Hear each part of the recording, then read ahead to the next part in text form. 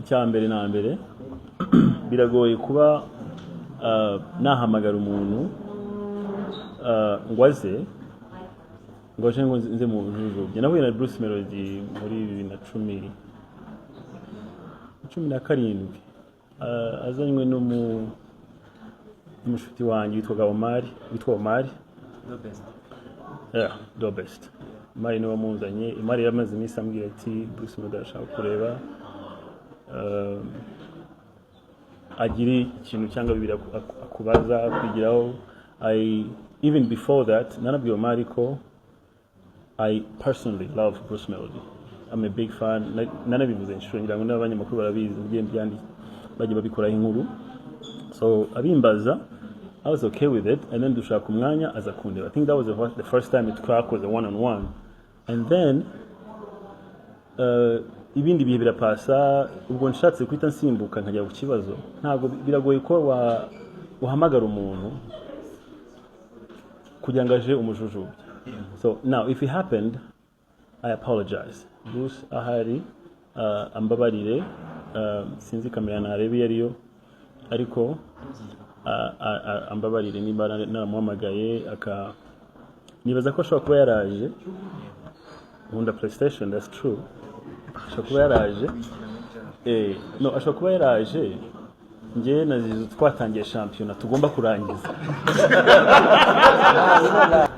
Murakoze. First of all mwakoze kuza kuko habayemo ubwitange bukomeye cyane mu ruhande rwanyu. So Bright Future Academy ni organization founded by Yohana Kainamura. Ngira ngo babivuzeho ngira muri 2004 nimba ntibeshye. So nihuse rero n'umugenzi kandi tuziranye igihe kitari gito. Rero tuganira ngira ngo twaganiye mu bihe bya Rwanda Day. Ansaba ko nazasura iyi organization. Kubimbwira rero byasaga nko korosora byukaga ko ni ibintu nkunda. So mu byukuri nicyo gikorwa twaje gukora ahanini tugamije ku encouraging abana ku encouraging no kubabwira ati turi kumwe nabo. Umva ni zimwe muri gahunda bakora abana mu mihanda bakabaha icyo nakwita nk'ubuzima. Ubuzima ni Imana ibutanga ariko babaha ubuzima mbese Imana ibafasha guha abantu ubuzima, bakabaha babona icyerekezo cy'ubuzima. So ni ikintu rero cyiza. Hari ama successful stories menshi bafite yabahaciye muri ya shuri bagatera imbere bakaba ari abantu b'abagabo ndetse n'abadamu bakomeye right now. So ni ikigo mu by'ukuri gifite gahunda nziza. So rero ni muri urwo rwego numvishe ko ngomba kuza gusapotinga icyo gitekerezo. Umuntu yavuga ngo si kenshi ujya mu bikorwa byawe by'umwihariko nka The Ben ukajyana n'umuryango. Kuri uyu munsi wajyanye n'umufasha Mukiza Pamela. Ni igitekerezo wamugejeje vuba kubera iki wabitekereje kumva wajyana nawe gufasha cyangwa se kuganiriza no guhumuriza abantu? Ibikorwa byinshi bidashingiye cyane ku muziki, ndetse usibye ko abazi Pamela bazi ko ari umuntu ukunda ibikorwa byo gufasha, ariko birumvikana ko ntari kumusiga. Ni ibintu nawe akimara no kubyumva namwabdetinze ko bimeze. Yari ready yo kumva ko ya supportinga icyo gitekerezo. So niyo mpamvu twazanye. hari uko wumvaga ahangaha byari kuri Bright Future Academy, ariko wumvaga mbere yo kuhagera hanyuma yo kuhagera hasanze abana beza basobanutse bazi kubyina bazi kuririmba impano. Nyuma yo ko muganiriye ko mu byo bakwakiriye n'abana bagusigiye image ki muri wowe? Basigiye image ngira ngo mwabibonye. First of all bari ready yuko tuje, so n'abantu biteguye bihagije. Rero mu byo bansigiye ni nk'igihango twagiranye kuko numvishe nanavuganye na founder. Twumvikana ko atari ubwa mbere tuhaje tuzakomeza kuza ndetse nza encouraging n'abandi bagenzi banjye kuba bakora ibikorwa nk'ibi ndetse ndabizi ko benshi banabikora hirya no hino ariko bakafata kino kigo bakazagisura kuko hari ama successful stories menshi ahari kandi mu mpamvu zikomeye zatuma tugisura. Ikindi Ben tubwireho gato ku bufasha mwatanze uyu munsi bungana iki ariko kandi nanone ugize no gukomeza uvuga ngo izerembo hingagagombye kuba muri kumwe hariya na ba Junior Giti ese fonda ni wabegereye n'abasaye ko mwazana cyangwa wumvishije igitekerezo byo gufatira nganiriza n'izindi nshuti zanjye izerembo ni Junior Giti ndetse n'abandi bakarusha abo bombi ni inshuti zanjye bari mu nshuti za hafi ngera muri industry nabaganije aho nzasura baba interested yo kuba bazana nanjye and then bagira imbogamizi ariko batanga nabura butumwa bwo gusubiza no gutashya abana ariko bemeza ko igihe runaka gikwiriye nabo bazasura. Sinzi niba ndibisubiremo gufasha ariko twagerageje gusubiza cyangwa se gusapotinga ikibo cya kiriya kigo twagerageje nyine gushyira muri tafari byacu. Wenda tuvuze ko ubwo bufasha n'ubwo utari gushaka kubuvugaho abari bahari babwumvishe ni miliyoni 5 na mituweli z'abana bahariye kuki ari cyo wahisemo gutanga n'ubwo wenda utashaka gusubiramo ariko ngira ngo abari bahari babwumvishe banabimenye kubera iki ari cyo wahisemo kuki ari mituweli cyangwa se izo miliyoni 5 washatse gushyira ku itafari yawe kuri Bright Future Academy? Utanga ntago kenshi ntabwo utekereza ntabwo navuga ngo utanga ntabwo utekereza ariko utanga cyangwa se ufite ikintu ushize ku mutima ushaka gutanga support ntabwo kenshi utekereza impamvu ngenekereje wenda nganira n'umutima wanjye ndi kumva na story hariya turi mu kiganiro nuko natekereje ikintu gikomeye cyaruta ibindi numvaga ubuzima cyangwa se sante ni ikintu gikomeye cyane gihenze so numvaga rero ndamutse supportinze kuri bya mutuelle sante numvaga ari ikintu cyagira akamaro in a long run. Hanyuma ibyo urumva byari mutuelle sante ku bana just ariko nkavuga n'ikigo reka numve ko ari ikintu ngibize back. Iyo dukora uyu muziki cyangwa se ibintu dukora hirya no hino bitandukanye bitari n'umuziki gusa ariko umuziki niwo tugize abo turibo nubwo umuziki tugize abo turibo ubishize muri detail n'abantu badushigikiye kugira ngo tube abo turibo. So it's only right kuba wa giving back yugize amahirwe. It's only right kuba wagaragaza ko uri grateful kandi ko ari amafaranga cyangwa se ubufasha watekerejwe kuri tere ntabwo ugize ibipanga mbere pretty much. Dusubire muri showbiz hashize iminsi Bruce Melody yavuze ko mwagiye gukora indirimbo ukabura ukajya muri PlayStation bita ravuga ngo ko warabuze icyo gute muri showbiz bazi ko wabuze indirimbo byagenze cyangwa n'agasuzuko warabuze da warabuze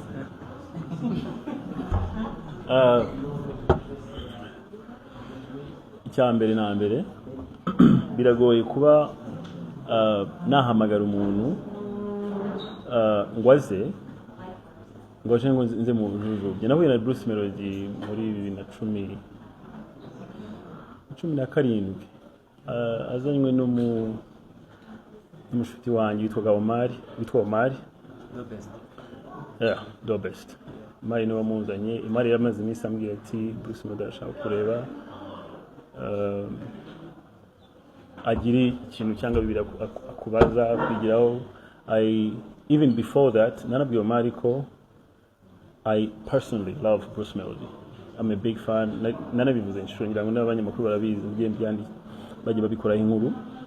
So abimbaza I was okay with it, and then dushaka umwanya aza kundeba. I think that was the first time it crack was a one-on-one. And then ibindi bihe birapasa ubwo nshatse kwita nsimbuka nkajya ku kibazo ntabwo biragoye ko uhamagara umuntu kugira ngo aje umujujubye. So now if it happened I apologize. Bruce ahari ambabarire sinzi kamera narebe iyo ariyo ariko ambabarire niba naramuhamagaye nibaza ko ashobora kuba yaraje nkunda PlayStation, that's true. Ashobora kuba yaraje ashobora kuba yaraje njye na Zizu twatangiye shampiyona tugomba kurangiza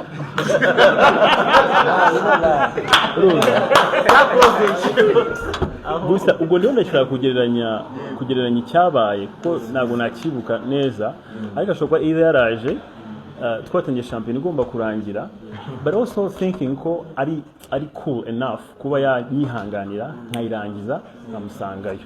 It was never agasuzuguro mu bintu kwivuga biragoye ariko mu bintu nzi ntagira ntabwo nsuzugura. Bivugwa ko indirimbo yagiye we na Medbeat bakayirikodinga bakarikodinga verse ya melody bakavuga bati wenda Ben namara guhukana na Zizu baraza kumva icyo twakoze baduhe feedback either se barikodinge ntabwo wigeze ukora follow up koko ngo umenye niba iyo ndirimbo hari igitero bakoze cyangwa waracyumvisha ngo ntakirimo bishoboke ko ubwo ndiho ndageranya bayiro ko ntabwo mbyibuka bishoboke ko first of all abahanzi ndabyibuka nibutse ukuntu na recording indirimbo zigiye zitandukanye n'abahanzi batandukanye wenda dufate nka Lose Control twakoze na Meddy. Abahanzi yo wizera umuhanzi ukamwizeramo impano kenshi yo muhuriye muri studio ubwo ni ngewe ko abandi bashobora kubikora ku bundi buryo butandukanye yo muhuriye muri studio usa nk'ushaka kumuha umwanya azane the best out of himself abishyire hariya nanjye ze kumuha umwanya nzane the best out of myself biteke hariya then later on first of all indirimbo ntabwo yendaga gukorwa umunsi umwe yendaga gukorwa and then tukagaruka ejo tugasubiramo so ubwo ndiho ndagereranya so rero ashobora kuba yarabaye offended maybe because we're not that close dushobora kuba tutari that close which nabyumva ariko nibaza none njye nanjye nkaba comfortable cyane kumva ko yaba ari cool enough kuba yareka nasoza and I think hashobora kuba harabayeho no kuba the appointment twari twapanze ishobora kuba yarabayeho delayed none tukaba twatangira ibintu turimo and then bakaba baza so the bottom line ntabwo nshobora gusuzugura umwana like waba warakoze follow up umenye ko indirimbo yakozwe yumve ko nk'umuntu wari wahamagaye akarikodinga ukabibona we na Medbeat ko avuga ko bagiye muri studio ugasigara muri salon na Zizu waba waramaje Medbeat cyakozwe ngo ucyumve nk'uko wavuze ngo wamureka agatanga ibyo afite byiza nawe ukazatanga ibyawe byiza like waba waramenye ko ibyo byiza bihari cyangwa warabyumvisha ngo ntabwo kuri level washaka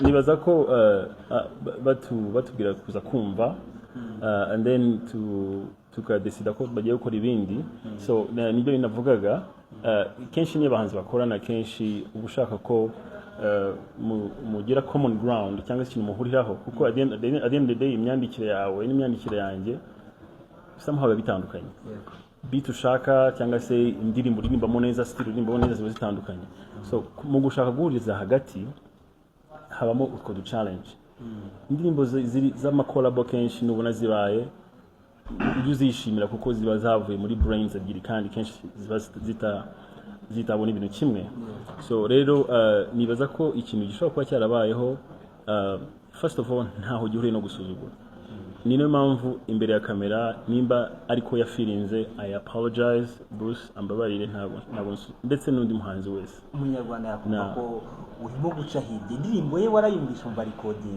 cyangwa ntabwo ayumvisha nicyo ngusubije nicyo nayimvuze nti nuvuga ngo habayeho ashobora kuba baratubwiye ngo tujye twumve and then we did not like ibyo twumvishije ariko numva bibaho cyane I've recorded with na recording n'abahanzi benshi batandukanye none se dibe kugeza indirimbo yashoboka yawe na melody absolutely iya mbere ntiyashobotse ntabwo yakunzwe ariko iya kabiri yashoboka yashoboka tugomba kugira sinzi nimba uzi story ya indirimbo ya Diamond Platinum na Meddy bakoze indirimbo ebyiri ubwo ndashaka kugiranya ibintu wumve bakoze indirimbo ebyiri iya mbere yarakozwe iyo Diamond yifuzaga ko ariyo nziza biranga. Iya kabiri iyo Meddy yibwiraga ko ariyo nziza Diamond yumva ntabwo iri ku matching. Ni ibintu biri normal. This is really now bihuriye no gusuzugura. Ni ibintu bibaho igikurikiraho ahubwo yo nta ego zihari kuko ego niyo kenshi zica ibintu. Iyo ntekerereje nabi kumva ko nagusuzuguye then that's wrong. Yo ego zidahari rero murapanga mukaba ma creating ikindi kintu gahoro gahoro. Ariko iki kibazo nagira ngo tugisoze gutya. Bruce Melody ambabarire ntago nigeze musuzugura ndetse n'undi muntu wese ntago nsuzugura. hari hashize iminsi ubwo bene wenda mbere umuhanzi none namwe umuvandimwe wawe Green P birashoboka ko twaba tugiye kubona Green P ugiye kumufata ukaba wagira icyo umufasha mu muziki agashaka ko ari umuhanga ukunda gukoza ko ari ikintu cy'imyanya hip hop twizere ko ugiye kuba wamufata ukuboko cyangwa se ukagira icyo wakora wowe successful byose wabibona. Twese twemeza ko Green ari umuhanga right? Twese bo abenshi twemeza ko Green ari ikintu cya hip hop. So ndi gukora ibishoboka byose kugira ngo abamukunda bongere bamwumve. Green afite ibintu byinshi cyane ahishiye abanyarwanda. Mu kugusubiza rero ndumva navuga yes. Ya mbere tugarutseho gatoya wazuba nyine ko mwaje mu cyo gikorwa cyo gufasha abana kuri Bright Future Academy bavuze ko bakunze kubazanye na Israel ngo nyine cyangwa n'igiti ariko mu gupresenta mwazanye bagaragaje na famille yawe barimo abakazini bawe umugore wawe ndetse n'abari mu muryango wa Close mu yakoze ati Green P mu muhanzi mwiza dufite mu Rwanda even wenda dufite kuba biri current ubwo ko mu muhanzi mwiza niwe kiniyongeraho ni famille ni famille yawe kuki utakira cyaje bari musabye ni yaboneka cyangwa ahubwo ntabwo bigeze nawe babimushyiramo cyane. Bo iyi gahunda ya hano ntabwo nayimubwiyeho ufite ejo twavuganye ejo ndetse na anti wanjye nayimubwiyeho actually nayimubwiye umunsi mu gitondo. So hari gahunda ziba ziri improvise ku buryo muzikora nyine n'abari tayari. I would love to go with Green anywhere. Ngira ngo few days back twari tuvuye mu Kagera twari turi kumwe bya mwabibonye. So it's really hanyuma ejo bundi binyuze ku muyoboro wa YouTube nibwo Meddy postinze ifoto yawe nawe avuga ngo New Song Road nawe uranabipostinga actually yaba ari indirimbo yawe nawe cyangwa yaba ari yawe yateguzaga cyangwa ari ye arimo guteguza. Reka tugira ibanga ntabwo byabibanga kubera ko ryagiye n'ubundi kuri murandasi binavugwa ko umuntu afitanye indirimbo n'ubundi iri code niyo yaba igiye gusohoka nyine ibyo wabonye nibyo bitari ibanga ibyo uri kumbaza nibyo banga. Wakiriye gute ko ari kwigira umupasiteri warabimenye wabyakiriye gute inde Meddy wakiriye gute ko yagiye kwigira umupasiteri se warabimenye? Icyemezo cya Meddy ndi mu bantu bari inyuma ya Meddy kugira ngo abanzi bazi ko Meddy ari umuvandimwe. Bityo rero icyemezo cyose Meddy afata I have to be supportive yacu kandi Meddy naramuvaho Meddy yahoze ari umukristo kugira ngo reka komeza ngende kuvuga tugiye kugenda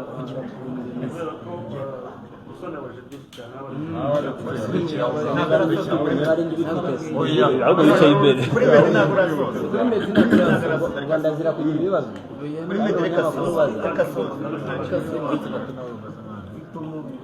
so Meddy rero Meddy yahoze ari umukristo. Even myself njye ni consider nk'umukristo ahubwo Meddy ikintu yakoze yakoze ikintu nakwita kumaramaza. Yaramaramaje ndetse agira n'uburyo ki abonamo ibintu kandi bimunyura kandi bimuha amahoro. Akenshi rero dukurikira aho amahoro ari. So nibaza ko aho yashatse aho yakuye aho afite amahoro aho yabonye amahoro niho yagiye. tugiye kugendera mu murongo kugira ngo bize kugera ni ukuvuga ngiye kubaza ukurikireho Kaspa ukurikireho Kamarade ukurikizeho Dr. Tenera Amosi Peacemaker nawe yarasoze n'ibyo bibazo bihari njye reka twari wenda nubwo twari twaje gufasha twari twaje gushyigikira umuhanzi Ben ariko Peacemaker yaje kubigarukaho njye ndaza kugaruka ku kibazo cya Kigali protocol ndaza kugaruka kuri Melody kubera ko nanjye nkunda gukurikirana ibiganiro bye cyane ko tugufite hano mu minsi ishize yaragiye aravuga ngo ashaka kukwitsaho cyane ko ngo avuga utamusubiza bikagaragara ko intambara yawe nawe utazasoza kandi unarebye wenda mu bihe byashize Melody ni umuntu wagufanaga n'umugore cyane ni umuntu ugufana ariko nanone mu biganiro byose kugarukaho yaba mu buryo bwiza no mu buryo bubi wowe mu mboni zawe ubona gute ese ubifata gute kandi noneho rimwe na rimwe hari igihe kuvugwaho abafana bakabyakira nabi bagukunda ndetse banakunda umuziki wawe n'abakunda umuziki nyarwanda ndetse bakamwereka reaction cyane ukabona ko bitafashwe nabi kuri wowe ubifata gute cyane ko abakunzi b'umuziki nyarwanda bakunda kugushinja ko udashobora kumusubiza ariko nawe ubwo yavugaga yajyaga ku kiganiro na Irene kugira ngo nimba ntibeshye niho yagikoreye yavuze ko ari umuhanzi avuga utamusubiza kandi ko atagamije kurekera wowe ubibona ese nibyo nukoba ese uzagaruka ubusubize bizagenda gute wowe ubifata gute nicyo nashakaga kugira ngo mbaze murakoze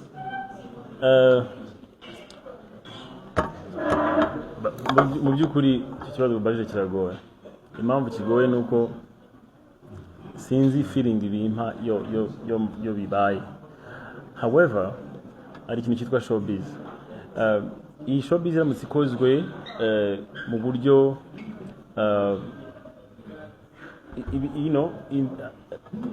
inyuma mu bikari abantu bahuza bakagira ubumwe ntihagire abagambanira abandi ntihagire abifuza ko abandi baba vanished in a way or another ibiba imbere ya kamera ntacyo bitwaye I honestly don't think nta kibazo cyakabaye kirimo biramutse bidafite ibindi bintu wenda byakurikira inyuma ntabwo ndi buvuge ngo birahari cyangwa ntibihari ariko nicyo kintu naransa nonaha byaba byiza showbiz ibaye showbiz I think bimwe mu byo akora I think biri showbiz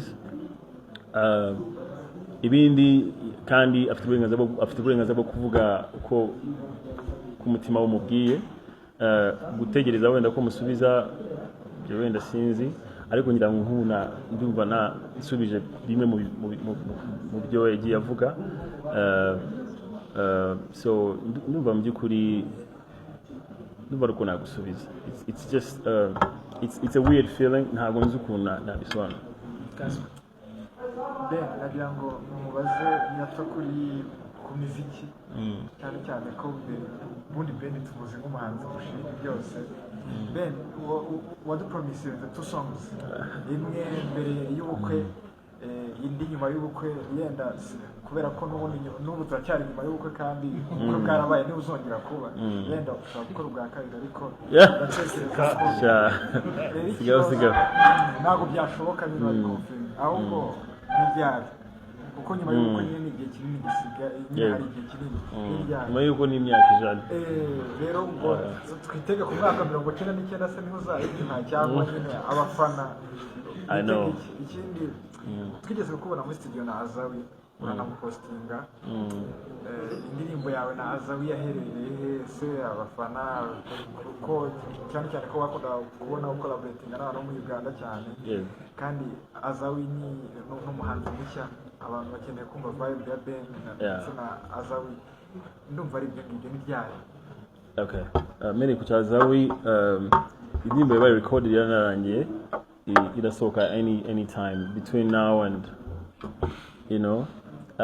kenshi buriya rero kamwereke indirimbo gusohoka kwayo ntabwo ari gukorwa kw'indirimbo siko gusohoka kwayo hari matematike nyinshi zigomba kubaho kugira ngo zisohoke kenshi ngo ndakubwira wenda team management y'umuhanzi team management y'undi muhanzi, streamings ziravugana, ni ukuvuga ngo abahanzi hafi ya bose muri kino gihe baba bari under a certain streaming company igomba kumenya release n'iryari, dates nziza n'izihe. So urumva ibyo ni ibintu wenda mbabwiye, ariko biri mu bituma indirimbo nyine sometimes itinda. ukiri kuraza hari ejo bundi wagiye muri comedy store abantu be-expectinga ko uri buze kuririmba na Shiba Binkorera ushobora kuba ari nayo show ya mbere bari mugiye kuririmba. Sasa rero tubonye ko Shiba mutaririmbanye ndetse n'abandi batabibonye batangira gutekereza ko hashobora kuba harimo akantu katari keza hagati ya Shiba na The Ben. Ese ni ibintu mwari mwaplaninze, byagenze gute kugira ngo we na Shiba mudahurira ku rubyiniro kandi byaragaragaye ko mufitanye chemistry neza? Yego. Habayeho ngira ngo wabonye ko na kibazo ubundi ngira n'abahanzi. So Shiba by'umwihariko rero yari afite igitaramo gikurikirana na kiriya mu masaha kuri, ni ukuvuga ngo yavuye hariya ajya ku yindi stage. So kubera ko habayemo akantu k'akaretari asa nkaho atinda, biba ngombwa ko ambwira ko atari kugaragara kuri ntabwo yari plan yari uko agomba kuririmba, and then kuko habayeho gutinda kw'igitaramo muri rusange kandi ahandi hantu yari yabaye booked ategerejwe, so biba ngombwa ko bigenda kuri indirimbo ya kabiri nyuma ya Forever. Nsigaye ntinya kuvuga amatariki n'amadate uko nagiye ngira, ariko I promise you ko itagomba gutinda.